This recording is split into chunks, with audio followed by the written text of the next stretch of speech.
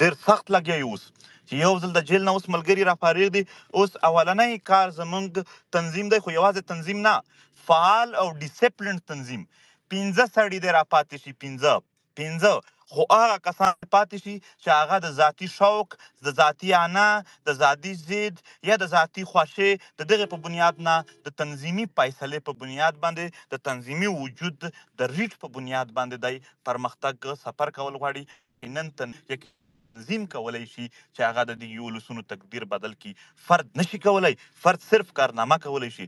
نو زموږ اوس تر ټولو غټ که تاسو زما د اوسني څومره هم اکټیویټیز ووینئ په هغه کې هم زیات تر شپږو میاشتو کې هغه ولسي نه دي. امکان لري نږدې وختونو کې موږ جلسې جلوسونه کم کړو.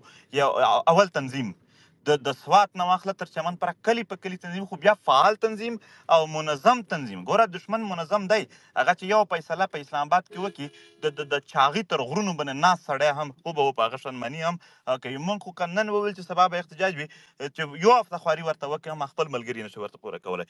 نو تر ډیسپلین که دا قام دا سوچ لري چې دوی به دغه حالات، دومره بد حالات په دې طرز بدلیږي چې دوی به یعنې معنا دلته هر سړي د ځان نه فلسفر جوړ کړی وي او هغه به یوازې دا وایي چې زه چې څه وایم هغه دې منل کیږي.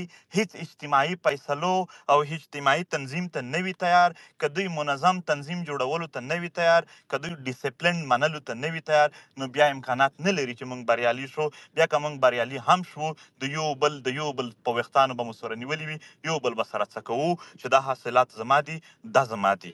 نو د دغې دپاره منظم تنظیم پکار دی. اوس فکر خور شوی دی، اوس زموږ په فکر باندې ولسونه راټولیږي هم او هم هغه طبقه چې د انقلاب توقع د چا نه کېدلی شي هغه موږ اوري. د انقلاب توقع د غریب طبقې نه کېدلی شي، دا چې موږ په بخښنه سره د لیډران چې چاته جاهل وایي، هم د هغه په پوهې کې انقلاب پروت دی، هم د هغې په مټونو کې انقلاب پروت دی، هم هغه دا غریب ولسونه د چې ریډۍ چلوي، دا دکانداران، دا هم چې کوم کروندګر دي، دا لاندې چې کومه طبقه ده، دا سختۍ هم ګاللی شي، دا انقلاب هم راوستلی شي. زه دا نه وایم چې د باندې طبقه ایلیټ کلاس یې نشي راوستلی. ها البته په هغه کې چې کوم پوهه خلک دي چې هغه سټیرنګ ته کیني او په صحیح ډایرکشن باندې دغه تنظیم او دا تحریک په مخ بوځي. زموږ نه اوس هم څه تللي نه دي. زه بیا هم وایم سټریکنس تر نن ورځې پورې موږ تنظیم چلولی و، خو سټریکنس نه و په هغه کې، سختګي نه وه په ډیسپلین باندې. هغې وجه دا وه چې زموږ سره اکثره خلک و چې په ټول عمر تنظیم نه و پېژندلی، تنظیمي ژوند یې نه و پېژندلی، ډایرکټ موږ نه شول کولی چې داسې مو کړي وه. ها اوس داسې وخت راغلی دی چې موږ نور یعنې دې انتظار ته نه یو پاتې شوي چې اوس څوک پوهه دي څوک نه دي. اوس چې څومره هم پوهه حاصلېدلی شوله هغه پوهه حاصلېدلې شوې ده او تر دې پسه ډېر سټریک او ویل ډیسپلینډ تنظیم چې کوم دی هغه زموږ هدف دی. فکر مو هدف و، ښه روغ مو پوره کړو. فکر تقریبا خور شوی دی، د دشمن موریلیټیز ختم شوي دي، د دشمن ملګري ختم شوي دي، د دشمن نه د دوست نه هم ملګري، د دوست نه ورته دشمن جوړ شوي دي. د ده په نړۍ کې هم او په خطه کې هم هیڅ یعنې اخلاقي حمایت پاتې شوی نه دی.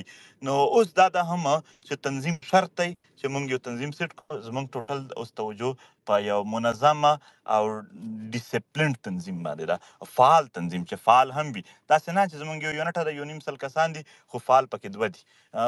د دغې دپاره رولز ریګولیشن مضبوط پکار دي. موږ چې کوم پخوا منشور و، اهداف چې څه ته ویل کېږي، منشور زموږ پخوا یو پیج و، دا نوی اوس لا مرکزي کمیټې ته نه دی پیش شوی، هغه ته به پیش کېږي، په هغه نه پس به فیصله کېږي. خو چې نوی کوم راوړو په هغه کې د پښتون وطن د بچي یعنې هغه به ځان پکې ویني چې یس زه دلته پروت یم. دغه اهداف دي که حاصلېږي زما ژوند به په یو مترقي لیول باندې پر مخ ځي. نو یو داسې هغه پوره کتابچه ده لویه، او ورسره آیین هم چې کوم زموږ موجوده آیین دی دا هم د اصلاحاتو په لړ کې روان دی. پی ټي ایم مرکز په دې کار کوي چې په هغه کې داسې اصلاحات وشي چې کوم ځای کې لږ کنفیوژن دي چې هغه ټولې د منځه لاړې شي، په سټریک طریقه سره، په واضحه طریقه سره سټرکچر سیټ شي. نو زموږ دغه اهداف دي او تر اوسه پورې مو یعنې هغه د فکر خورول خو وشول. اوس یو منظم تنظیم بیا کولی شي چې هر ډول د ولسي غوسه چې کومه ده هغه د یو ښه انقلاب دپاره وکاروي.